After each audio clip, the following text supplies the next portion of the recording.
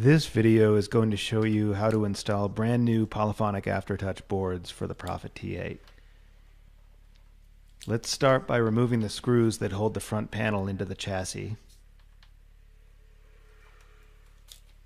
Make sure that you get the two screws above each cheek block.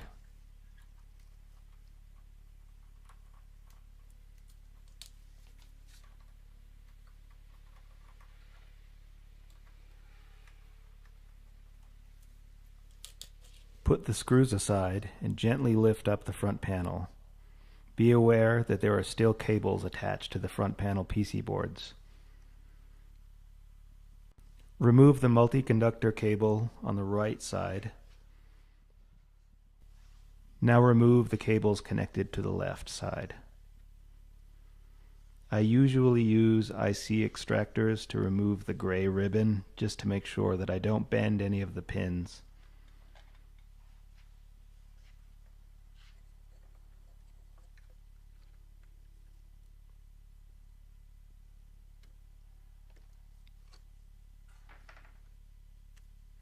Note that the connector that's attached to the Aftertouch boards is missing one pin when you pull it out.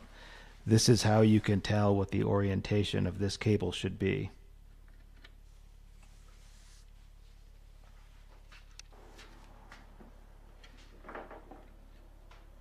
Now lift the panel up and set it aside.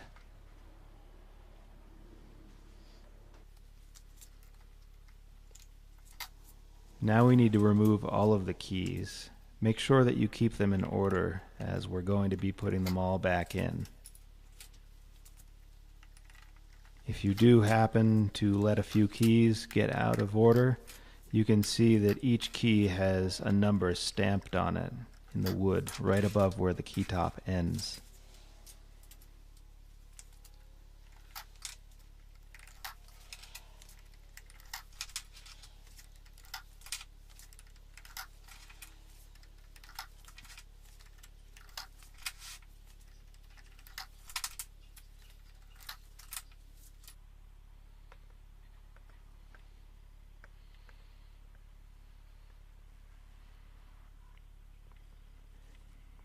These are the old Aftertouch boards. You can see that most of the electronic components are on the underside of these boards. On the replacements, I've put the electronic components on the top. This makes it easier to service. Remove all of the screws that hold in the Aftertouch boards, set them aside.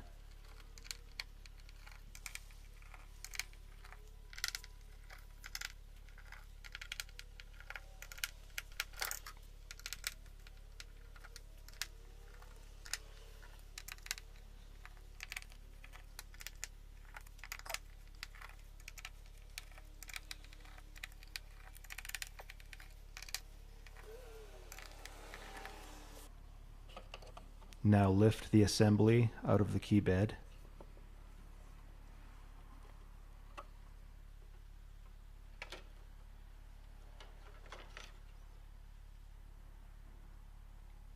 These are the old components. We're going to reuse the cable connector. I usually desolder each wire one at a time. I pull out wire 1 and then I solder wire 1 to pin 1 on the new boards. This makes it easier to prevent wires getting out of order and making a mistake when you're reassembling.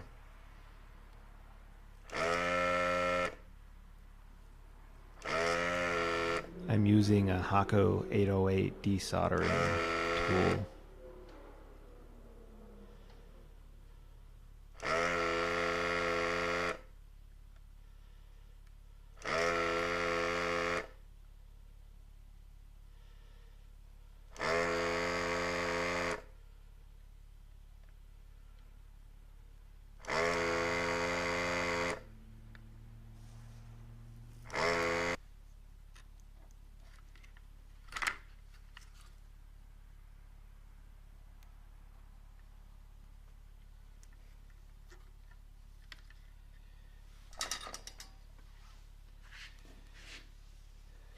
Pin 1 is indicated on the new boards by a little square box.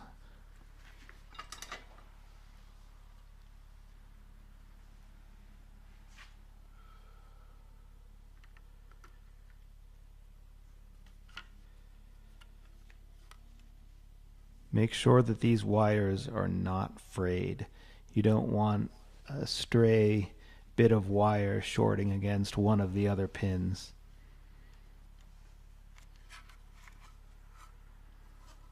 Now we're going to install the FFC connectors.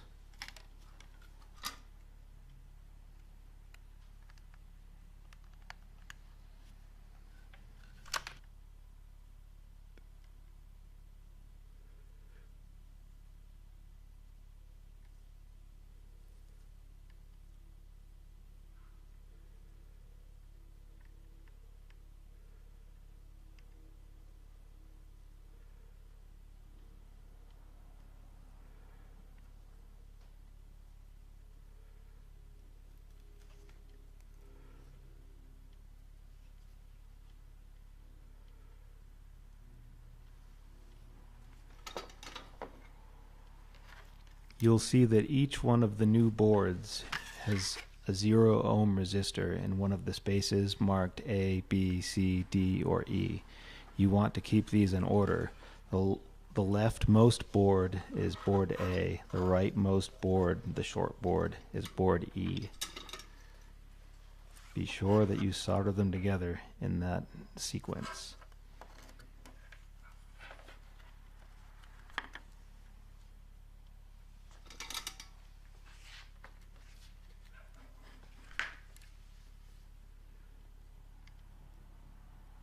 Take your time with the soldering. Make sure that there aren't any solder bridges. You don't want to have to unscrew all of the boards and get underneath to check for a short.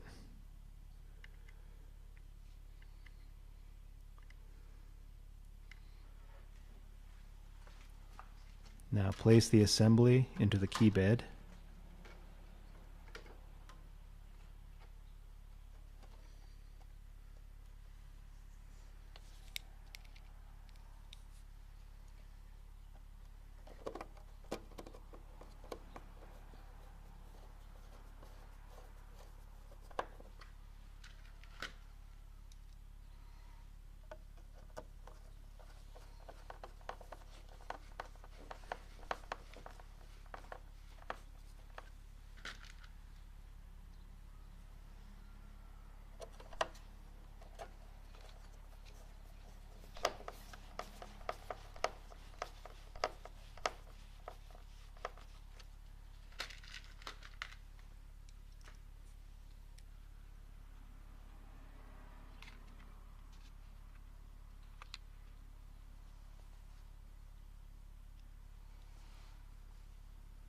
Now to test the boards, we're going to need to put all of the keys back into the instrument.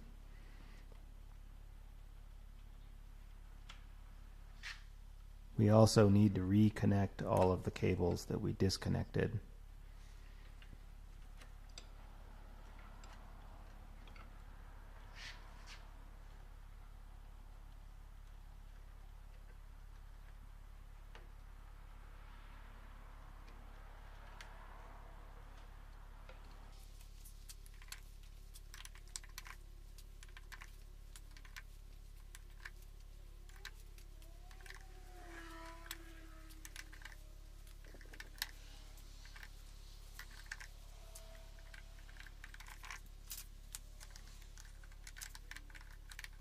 When all of the keys have been put back into the instrument, we're going to turn the instrument on, make sure that everything is working right, and then we are going to begin testing each key's aftertouch response. I usually use a setting such as pitch, just because it's very discernible to the ear what's happening. You can see underneath each key there's a capstan. It's a smooth capstan, so you're going to need some sort of pliers that have either a rubber or a toothed grip. In this case, I'm unscrewing the capstan a bit because it's not making enough contact with the sensor. That feels good. But you can hear when I play the note at high velocity, the aftertouch engages slightly. In that case, you're going to want to back down the capstan screw.